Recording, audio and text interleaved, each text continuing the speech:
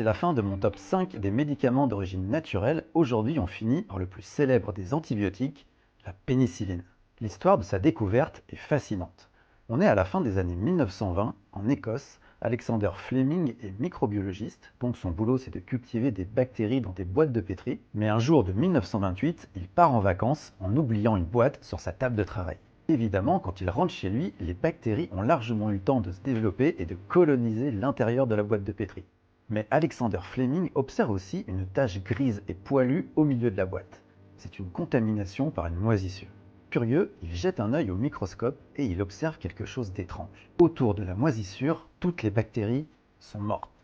Alexander Fleming comprend que la moisissure, qui appartient à la famille des pénicillium, produit une molécule qui tue les bactéries. Une molécule antibiotique.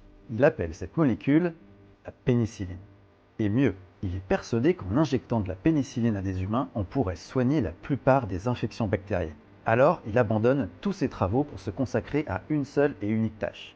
Obtenir suffisamment de pénicilline pour faire un test et prouver sa théorie.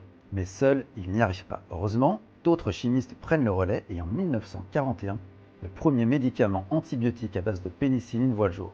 Il permettra de sauver des millions de vies, notamment pendant la Seconde Guerre mondiale. Voilà, c'était la dernière vidéo de mon top 5 des médicaments d'origine naturelle. Si elle vous a plu, mettez un like et pensez à aller voir les autres vidéos de cette série.